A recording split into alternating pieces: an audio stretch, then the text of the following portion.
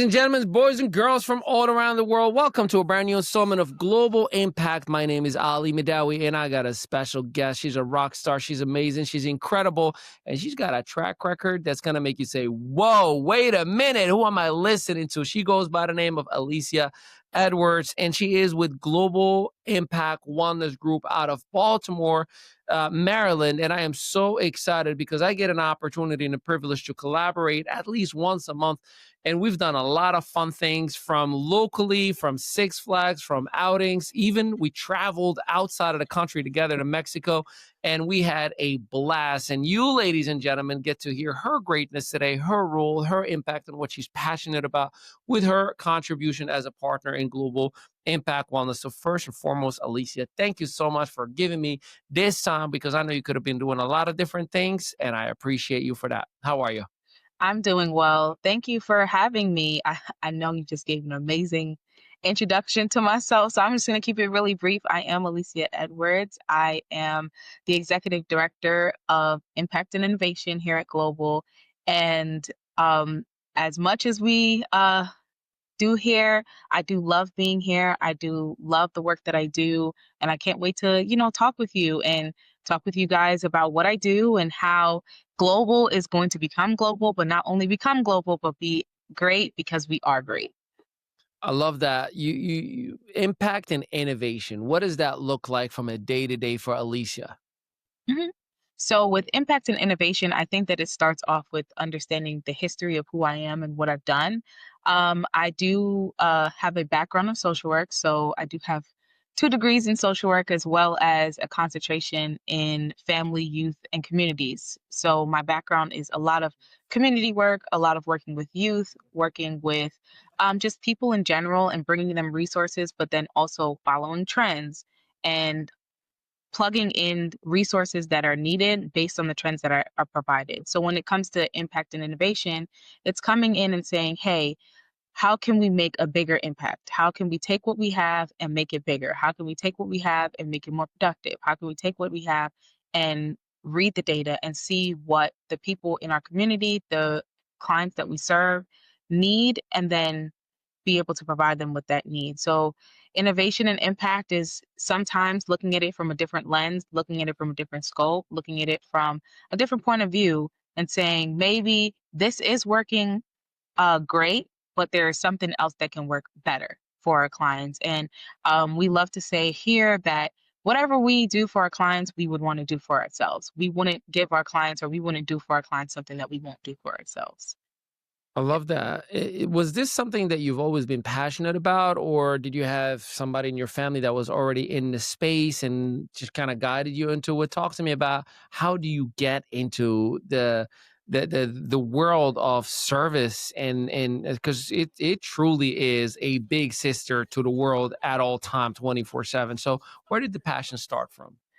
So the passion actually started from when I was young. I have an aunt who unfortunately passed away, and actually yesterday made 13 years since her passing. She, I love to say, was a social worker without without the degree. I followed her around. She would have soup kitchens, and we would go to breast cancer awareness walks. And she was always giving back to the community. She was always with her, she would even give the shirt off of her back, the clothing off her back to the next person.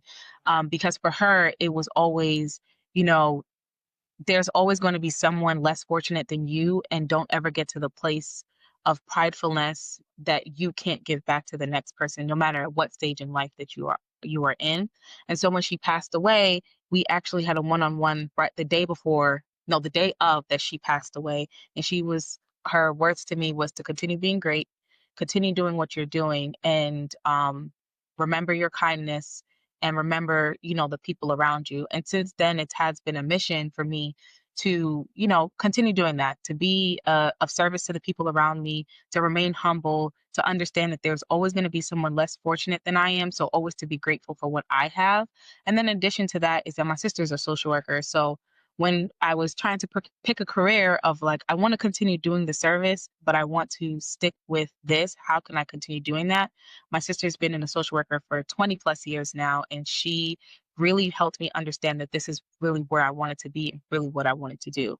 And so it kind of felt like a perfect fit. And since then, I have done nothing but that. I've been trying to keep my promise to my aunt and keep a promise to my sister and ultimately, respect the path that God has me Yeah. walking. Well, you're doing it and you're doing it well. What's your aunt's name? Aunt Menzie. Aunt Menzie. Well, Aunt Menzie's looking down right now. She's like, "Look at my girl, all being interviewed on the top screen." All right. Well, that's awesome. I love the sound of that.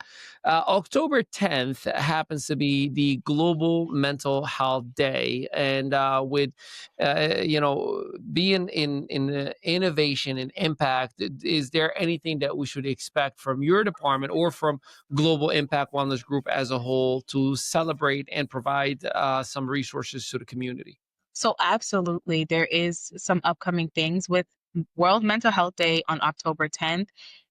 It is a time that Global will be spending to give back to our clients and push them into a space where they've never experienced before or to take a break from the daily life. And so with my particular department that I work with is I work with mainly youth.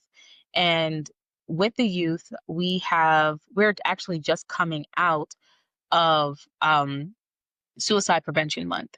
And so last month we spent a lot of time not only talking about mental health, but talking about what's the resources that they can receive when they're having a mental health crisis or when they're feeling, not up to par or when they're feeling emotionless or whatever it is, these are the resources that are provided. And so recently with our month long of activities of talking about mental health and talking about understanding, there are people here for you and you do not have to choose to end your life. And unfortunately, some kids do.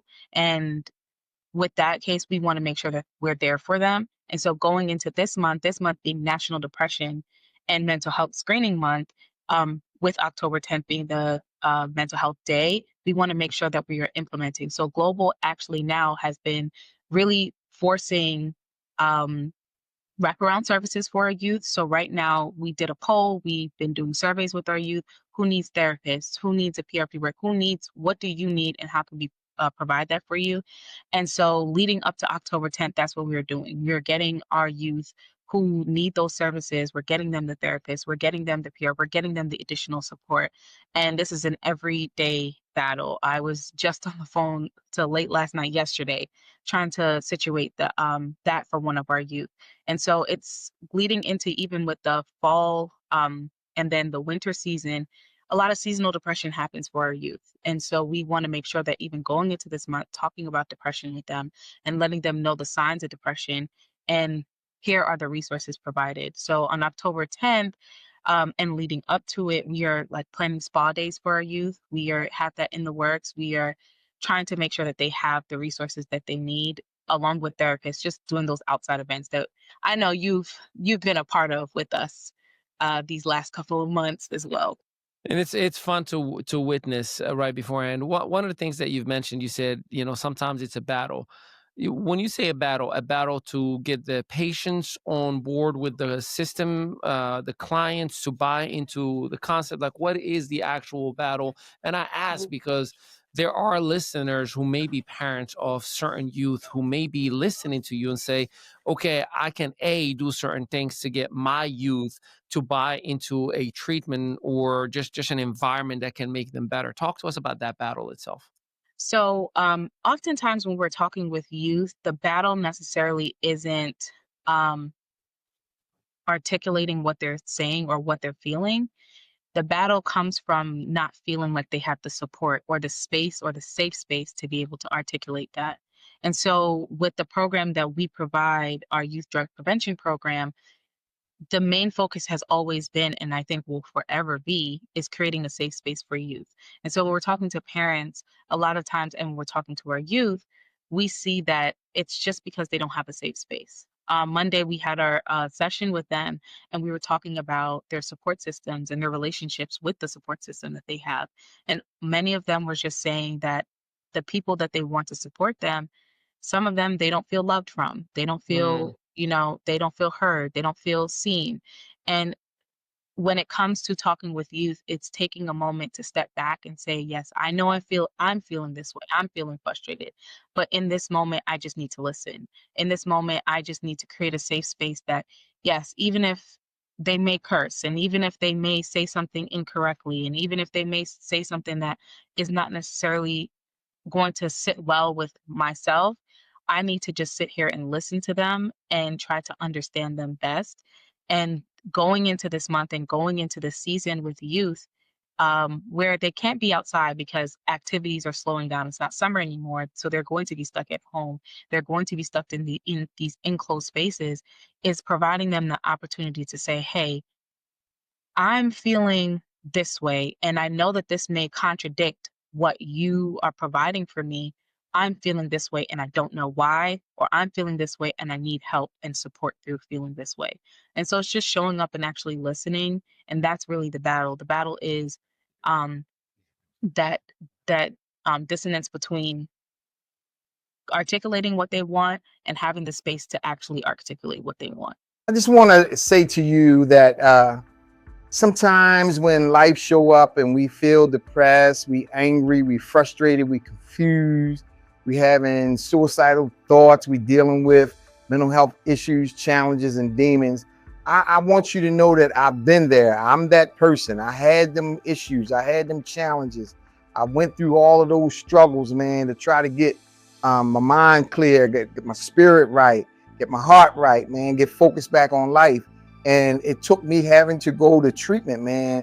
I had to go away to treatment where I went to groups and I went to counseling and I went to therapy. I went to mental health counseling. I had a psychologist. I took medication, because at one time, man, suicide seemed like the opportune way to fix the mess that I had made in my life.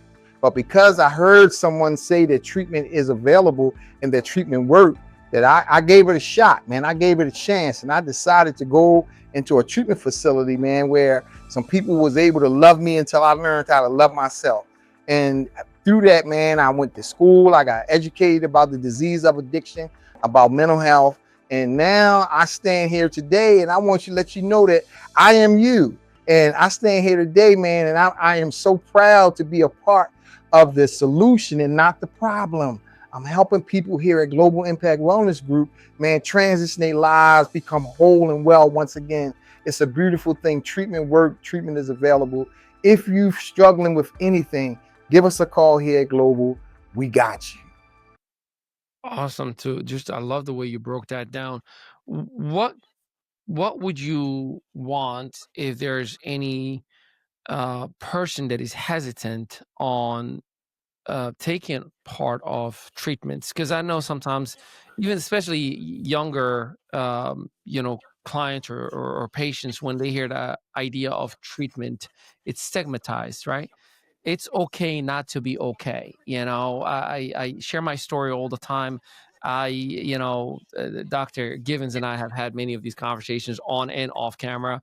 I am the epitome of everything you could have seen in terms of trauma for a child. I've gone through physical abuse, sexual abuse, molestation, homelessness. I've gone through it all, and I've done okay for myself. But had it not been for therapy and a lot of work that gone, I don't think I would have been the happy kid that everybody sees, right? But behind the happy face, there is still trauma and there is still things that are happening. And I had a lot of the wrong people around me who would make fun of those elements of like, what are you, crazy? Being labeled things, right? So what do you want the youth to hear, to take that first step and get in help? And to be honest with you, young fella and young lady, it's a whole lot of fun too. I mean, there's a lot of fun things that we do as well. So if you like to have a good time, just take that first step. But from your vantage point, Alicia, what would you like the youth to hear from you to take that first step? Um, so with my experience working with youth, what I can say to them is that you define yourself. You are the person who writes your own story. Despite the challenges, despite the factors that are around you, you write your own story. Yeah. You're the one who, at the end of the day, is going to be able to tell your own story, and no one can walk into your shoes. No one can walk in your shoes. No one can tell you how your life is supposed to be, you can only do that for yourself. And so when it comes to walking into a therapist or a counselor or into these type of spaces that we provide and offer, is to say that yes, may you feel a little shame when you first come in just because of the stigma that's around it. Yes, but that is okay. That is okay, and we will address it. It's not something that you have to shy away from. It's not something that you have to be nervous about. If that is how you're feeling, that's okay. That's normal. Um, but coming in and taking that leap of faith and taking that step is one step to writing a chapter in your story, one step to changing something in your story. And so it may be a little shameful at first, or you may feel a little shameful at first, or you may feel a little stigmatized at first, but then at the end, think of the light at the end of the tunnel. Think of how the chapter is going to end. Think of how your new chapter is going to begin. And if you are looking forward to, I'm feeling this type of way, but I want a new chapter in my life. I'm experiencing all these things and I want a different space, then therapy is for you. And no matter what anyone says around you, but it ultimately decides on yourself. What do you want from your life? What do you Yeah. want this chapter to look like? And what do you want your next chapter to look like? Well, if there is any, and I know this is going to be a tough one because you want to love everybody, but is there any favorite story that you can share with us about some of the youth experiences, whether an individual or a group experience that you've witnessed of positive impact and change based on what you do from day to day? Absolutely. I will say my favorite is actually recent. So as I said, last month was Suicide Prevention Month, and Yeah. so we were talking about resources, we were talking about mental health. I don't know if our youth actually realized, but earlier this year, we had a similar conversation back in May when it actually was Mental Health Awareness Month. And we had the same conversation about resources, about here are the things that we can provide as wraparound services, but here are the things that in general, what your safe space looks like, who's in your safe space, who's your point of person that is support. And when we ended that month, a lot of them still weren't ready for therapists. A lot of them weren't ready to speak out and to say and to share with a one-on-one therapist, and they were just comfortable with staying with the group. This month, we actually went from having no kids to having 7 kids now in the process of getting a therapist. And that is a huge thing because it wasn't something that we forced. It wasn't something like, no, you need to get a therapist. It was a simple, do you want a therapist? And they said yes. And now we're in the process of getting them a therapist. And I think that's one of my biggest and favorite story as of this moment, because it's hard to say, yes, I need a therapist. It's hard to admit some things to yourself. And especially as a teen, when you're going through so much emotions and you're going through so many changes, and life may seem so difficult at this moment, to be able to step back and say, you know what, I in fact do need a therapist, is a huge and impactful thing. Because many of them, when I look back at their poll from May, it was like, no, I'm fine. I'm okay. And now it's like, no, actually, I want to start this process. Mm-hmm. Yeah, that's powerful. What should we expect, if anything, fun this month? Because last month it was Global Day in partnership with the Baltimore Ravens. The month before that, it was Six Flags. The month before that, it was outing. I can go on and on and on and on and on. So many different amazing things. Graduation the month before that. I mean, it seems that there's a lot of uh, external activity that takes part to celebrate the youth. What are we expecting on the month of October? I mean, obviously there's plenty that's happening internally, but is there anything that we should look forward to for the youth and from Global overall?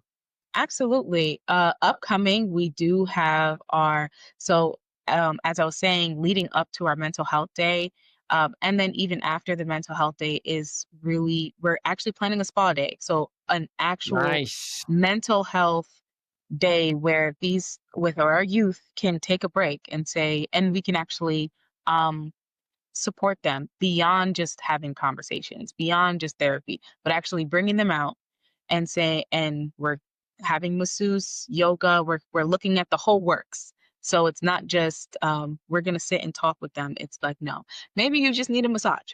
Maybe you just need a massage to decompress. Maybe let's do some yoga. Maybe do some art therapy. I know we started talking about art therapy where they can just splash paint around the wall or actually paint on a canvas. So we're actually right now in the process of pulling all of those things together for this spa day. We're still working on the name, but when we get there, I will definitely make sure that Ali, you are the first person I tell so that you are the first person there as well. But that is our upcoming thing for October with the Depression Awareness Month as well as the Mental Health Month. We want to make sure that they're going into the season feeling relaxed, feeling supported, and feeling loved.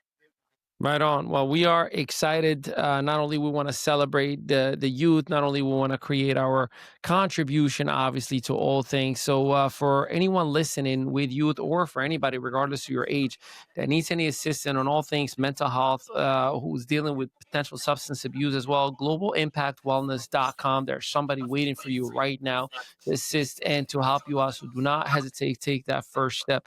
Alicia, I cannot thank you enough for giving me the time. Is there any final remarks or any final thoughts of encouragement that you want to leave our audience that is listening right now? Don't touch that phone because you're driving, but if you're not driving, make sure you engage with Alicia in the comments. But the final word to you, Alicia. Absolutely. The final thing I will say is that if you are a parent and you are second guessing or you're struggling because you're not sure or certain about your teen and what's happening in the environment for teens, just know that you're not alone. You're not alone, and we are here to support you. And if you're a teen who's going through a lot, we are here to support you. We have services all around because we want to make sure this is a holistic approach. We are the care that you can trust.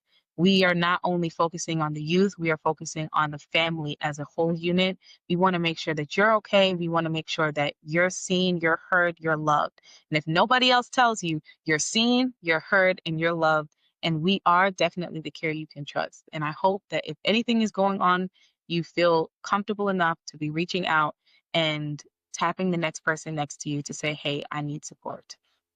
There you go, ladies and gentlemen. Another episode of Global Impact. My name is Ali Mehdaoui, our VVIP. She gets 2 V's because a very, very important person. Alicia Edwards, educated, absolutely contributing and helping in every single area through Global Impact Wellness. But of course, it is more than just work for her. It is passion. And I got the privilege to witness it as you did in this episode. Until next time, we thank and appreciate you. Have a blessed day, everybody. Are you the type of agency that has clients that you really want them to have that extra support?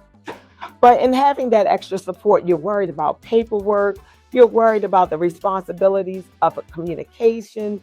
Well, at Global Impact Wellness Group, you do not have to worry about that because we take all of the paperwork, all of the hassle, all of the communication challenges out of the way. Please, if you have clients, please give us a call.